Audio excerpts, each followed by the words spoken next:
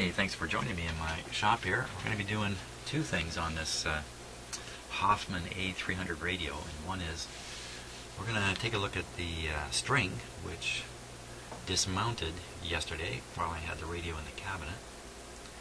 And we're going to take a look at the speaker. I spent a little bit of time reading up on how to fix speakers with rubbing voice coils, and I think I'm bold enough to try a few things here to try to repair it. So okay, starting with the string. How come the string jumped off? Did it jump off just to spite me? It's been talking to other radios and discovered that strings drive me crazy?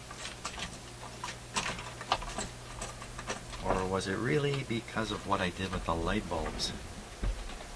Now, while I had the radio out of the cabinet, I noticed that the two light bulbs, the ones up here, were set just a little low in their clips, or their clamps. And I just raised them up. I just pushed them up a little bit, like that.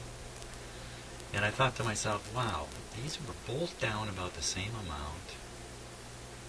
What are the chances that that was done on purpose? And I thought, the chances are really pretty good, in fact, that that was done on purpose. So I'm going to push them back down, because I think what happened was I put the radio into the cabinet. These light bulbs came into contact with the front of the cabinet. Pushed it like this. And in doing that, misaligned this pulley from this one. Just enough that the string was able to dismount. That would be my theory. So let's take a closer look at that. I'm going to try to remount the string. It has not come off everywhere. Not yet, anyway. Let's see if I can get a little better view of it here.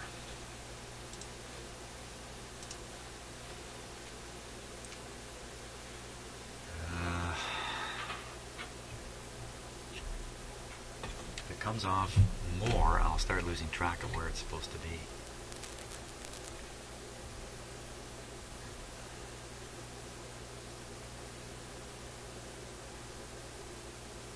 Put my finger right there.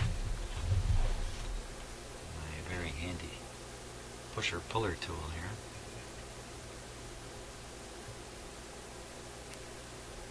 Where's it going down there?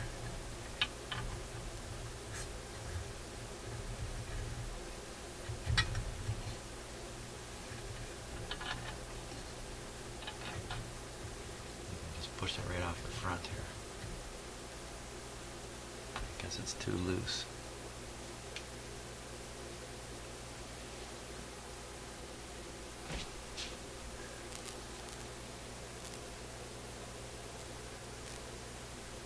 Oh.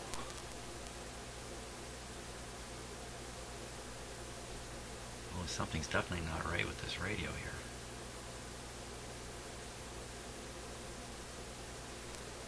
Looking at how the string rises up from here and comes up to the slider. If you slid this all the way here, the string would be straight up and down. It can't be the case. This must hook on this pulley.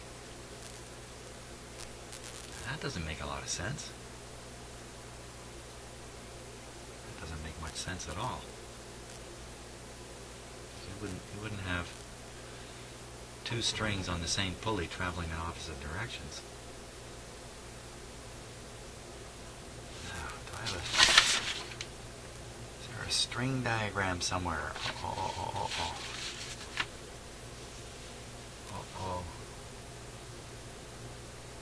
Let's add another in there. There's lots of slack in the string. Can I actually get up there? I can.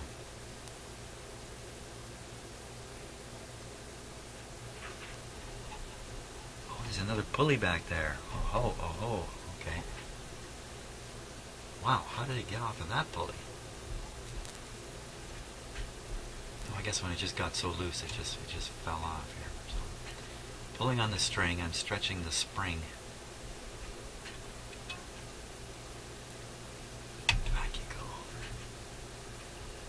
finest.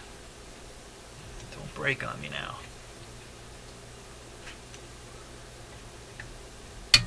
There we go.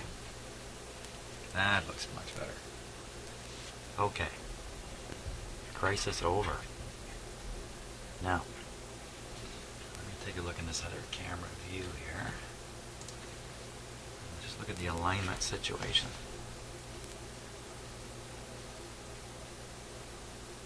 Now, it's either this string or this one that came off.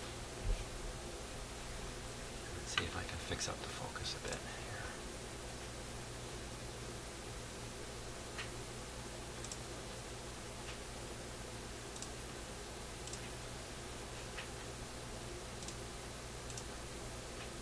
Oh, okay. Hang on 1 second. Give me a moment here. So when I slept my computer overnight, caused a piece of software to go bonkers. Here we go. There we are. That's a little better, right? I'm looking at the wrong camera.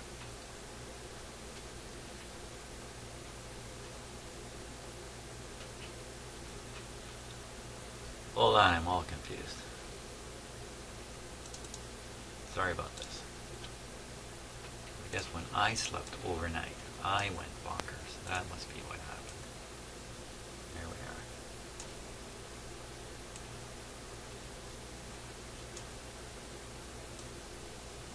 There. Sorry about that. That's what happened, man. It's live TV. So I'm just concerned about the alignment here. Now, this got pushed back like that. You can easily see how it might dismount. It dismounted as I was pushing the pointer this way. Actually, it looks like it would dismount over here. You got the two pulleys here, both aiming to drop a string onto this big one. One of them is in the back, more lined up. One is forward. That's the guy who's likely to drop the string off of here. Let's give it a little drive and see how it goes.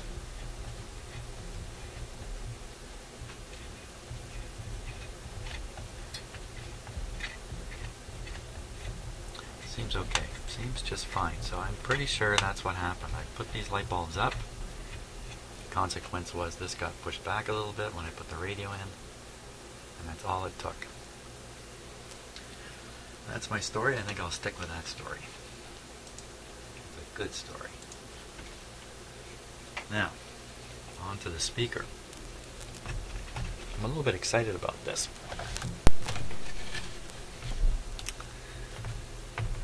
Got a couple of ideas here that we can try on the speaker. Now what's happened to it is the voice coil form, which is in behind this cover here, which fits into a fairly tight slot, if you like, a circular slot in the magnet,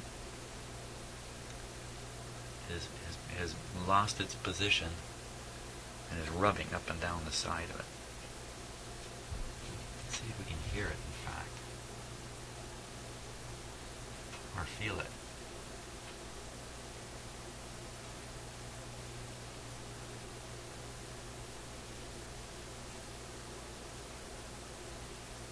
Of course, I don't think you'd ever hear this on the microphone.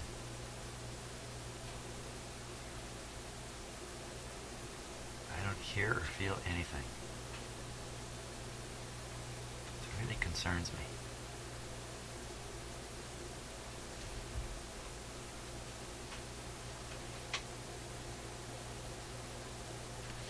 I think when I push on this side,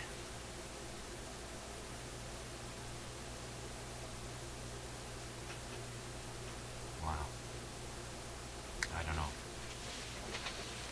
I know when it's playing and I push here, it seems to clear the sound up. And at the same time I'm damping the motion of the cone with my finger, so I'm making a couple of different changes at once. that's, I don't know, I didn't say anything about it as I did this quick check like this, and this pushing here seemed to help.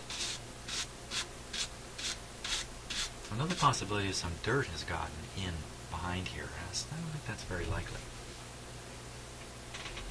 I don't think it's particularly open.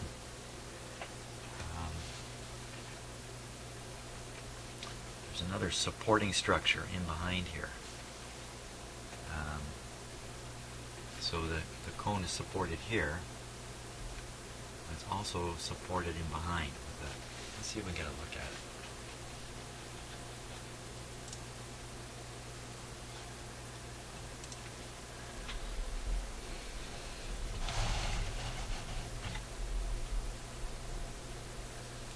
Might be a little tricky to do. So there you see that goldy colored material. You can see it has the same molded shape as the outside of the speaker cone here. Sorry about the focus. So either one of those could be distorted a little bit. So the cone, the speaker is actually twisted on an angle like this. Actually, it would be this way, and then when I push on this side, it would correct it a little bit.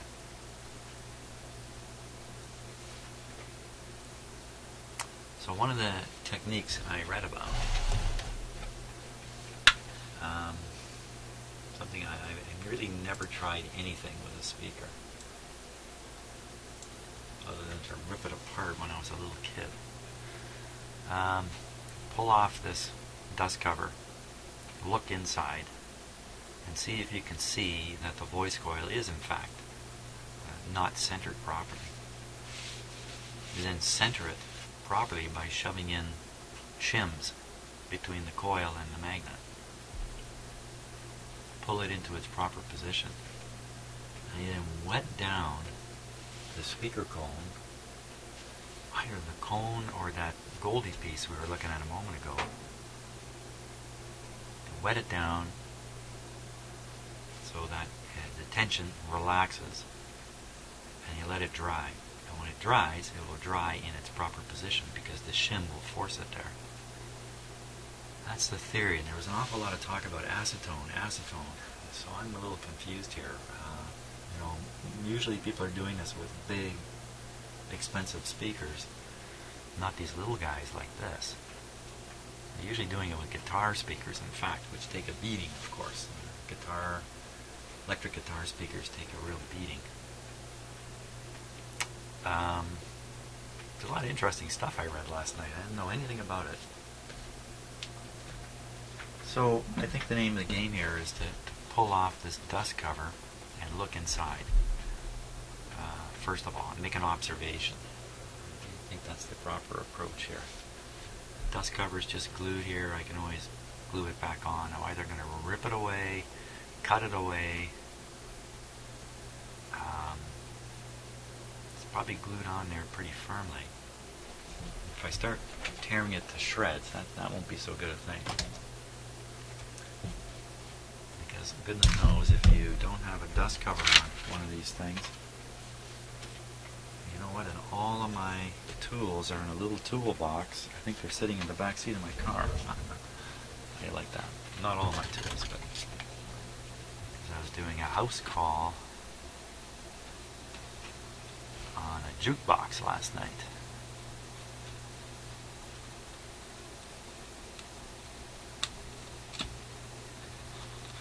I think this is just going to tear this to shreds if I do this.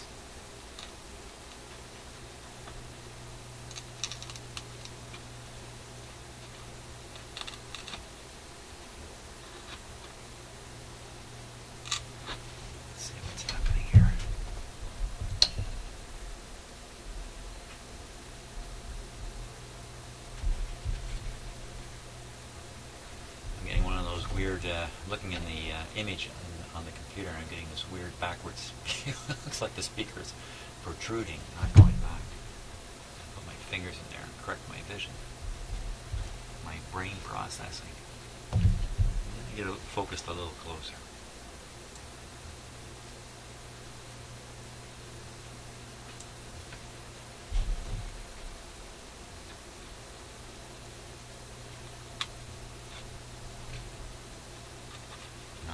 you're yelling at my speaker, if you're yelling at your computer screen right now, I cannot hear you. I could put a little solvent on this, but I'm just worried about any liquid. What's actually happening? Either I'm tearing it apart.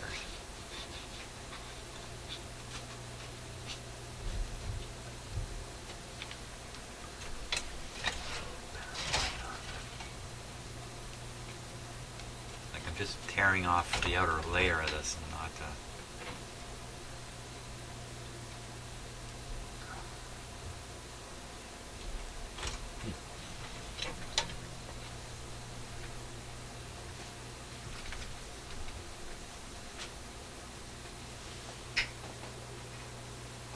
actually, it looks like it is coming off. Of course, I positioned the camera right in the way here. Ooh.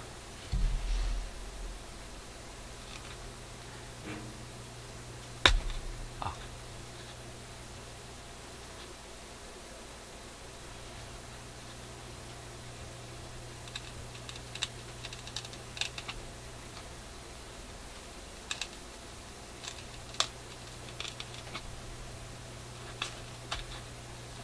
I just put a hole in the speaker. Looks like I poked a hole in it right there, but we can fix those.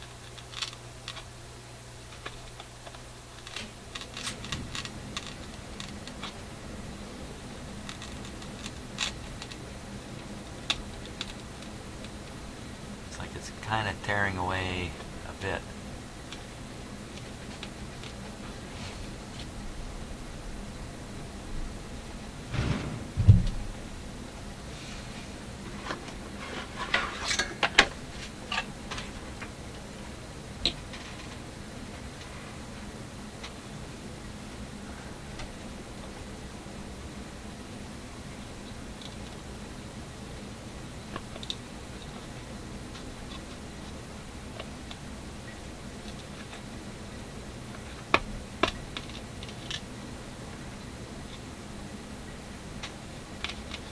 On.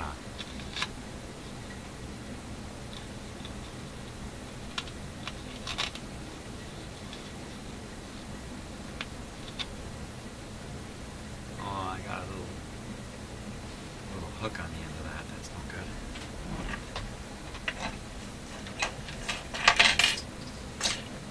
Let's try this one.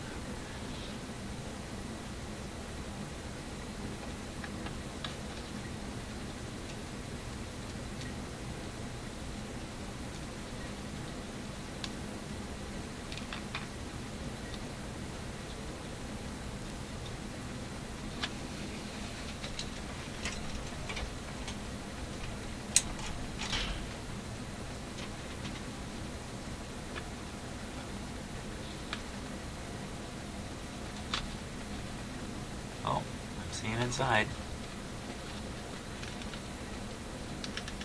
Okay, let's keep going. We're getting where we want to go.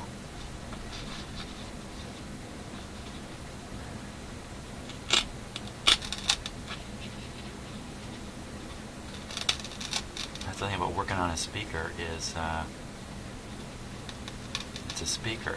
Every little noise is kind of amplified here.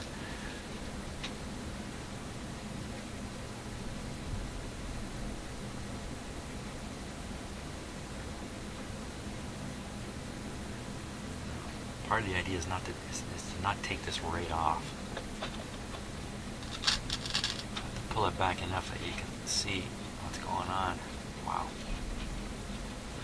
Yeah, it's coming off pretty good actually. I'm stunned. Okay, I'm not really stunned, but I can't see what I'm doing.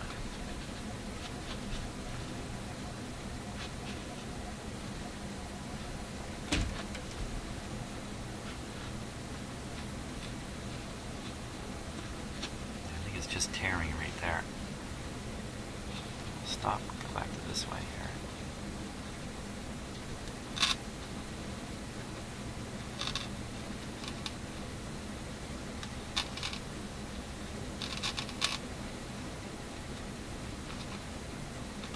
Yeah, I'm sure I'm going to get comments about I should have soaked it in some kind of glue weakening material like acetone.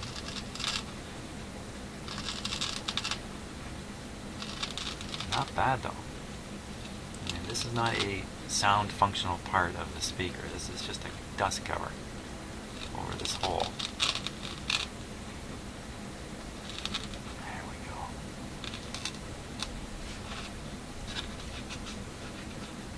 Okay. Very good. Yeah, I did poke a little hole in the cone there, didn't I? What can you see?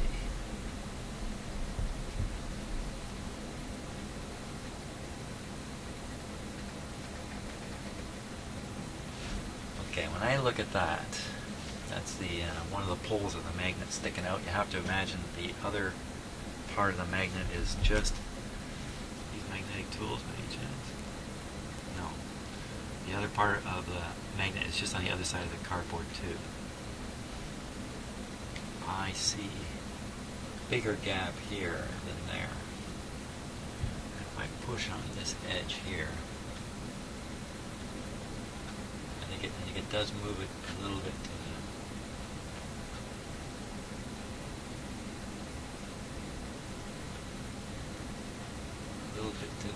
the left would be the left on your screen. Let me just zoom in there as close as I can with the camera.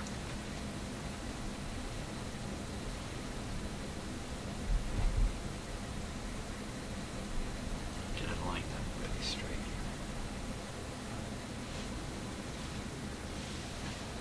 Kind of blocking the light out now.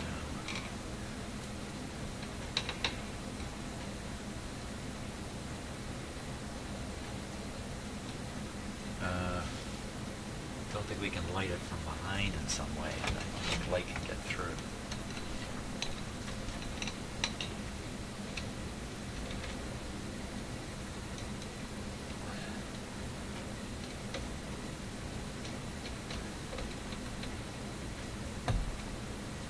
Something going on there. Looks like I'm lighting it from the front, but I'm not.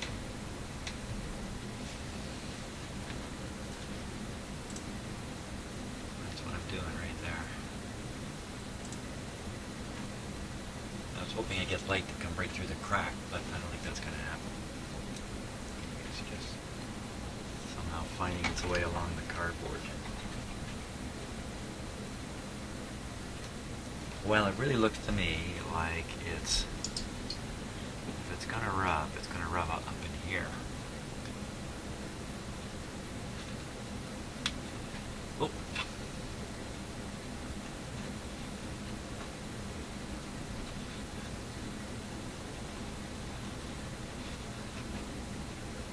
Fibers aren't doing it any good either.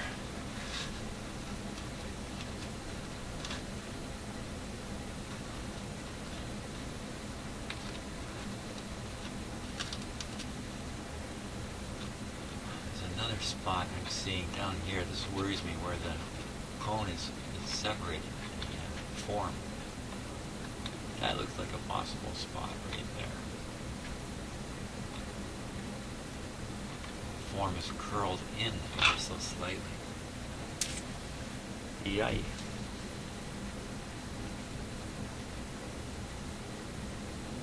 Now the idea is to push a shim down.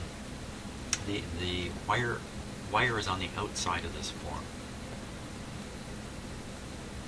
So I can push a shim down between the magnet there and the cardboard. It shouldn't encounter anything.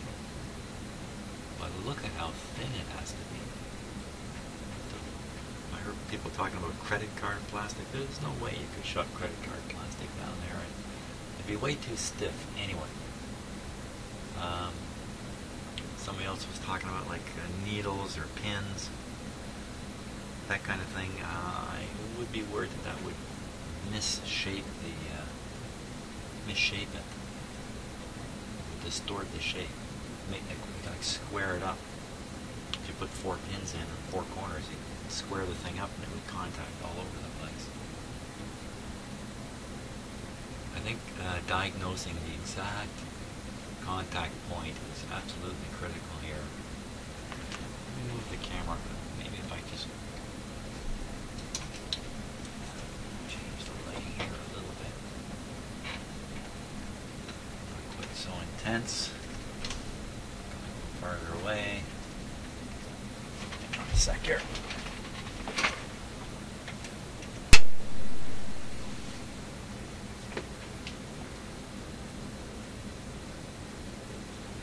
Lots and lots of just general light coming from everywhere type light here. Nothing shining directly on it.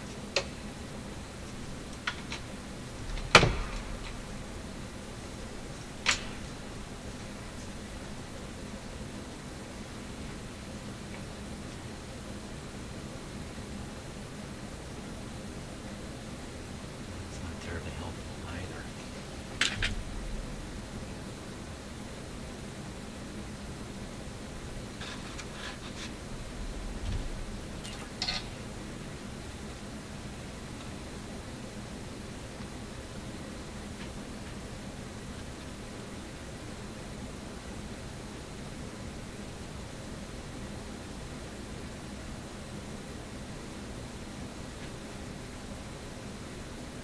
It's down where that split is that's really making me think that's the spot.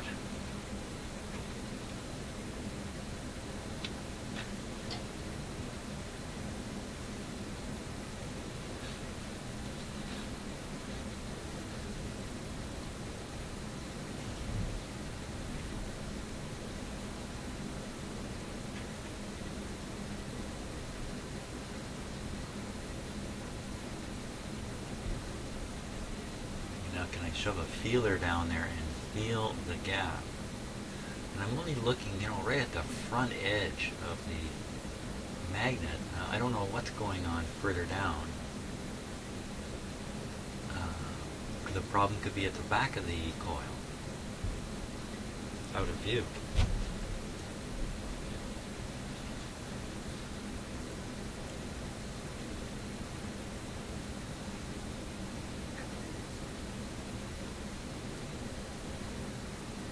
I peeled off this cover and that corrected it already. And I'm looking for a problem that no longer exists. If I bring it right along the edge here, I seem to get a pretty good view.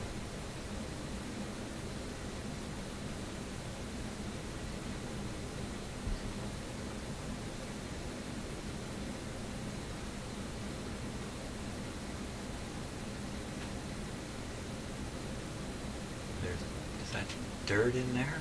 No, that can't be dirt. I'm looking through the out of focus fibers of the cover piece. Well, I'll tell you what's really suspicious to me is right down here.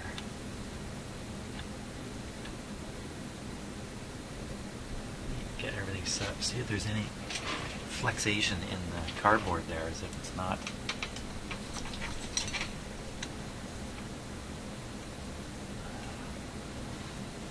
well supported.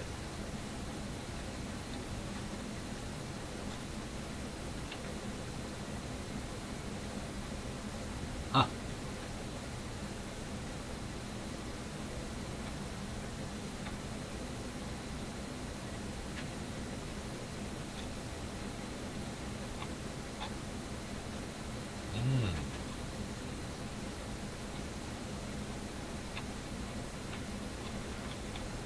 Now, here's my thinking. Okay, so let's say I shove a shim up here. Then what? I'm supposed to wet that cone in there? And then hopefully it dries back. I think it would curl even more.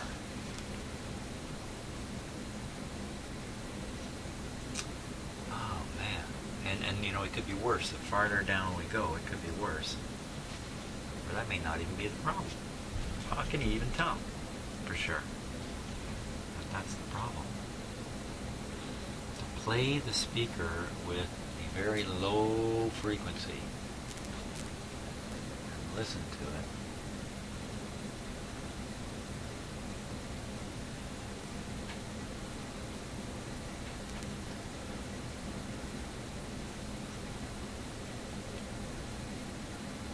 like I say, tugging on it may have fixed it already.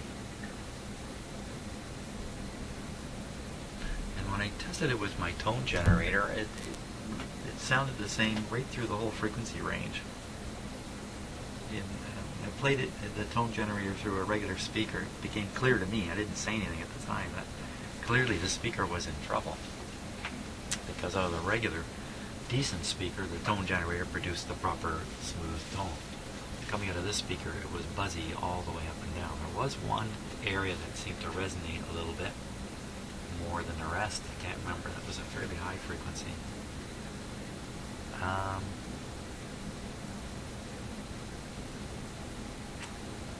Well, I don't know. Another possibility would be to put some kind of other ring in here that would push this back, but this cone is supposed to travel. It doesn't travel much. How can I prove exactly where the problem is?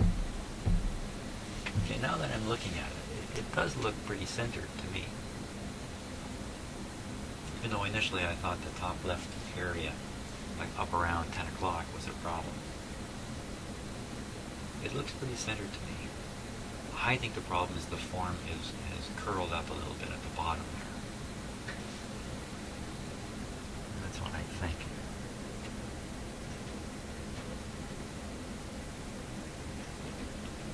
Well, I could post this, and you know what? There's some smart speaker guys out there that are going to say something to me about this, like, Jim, you've really ruined that speaker now, or something like that.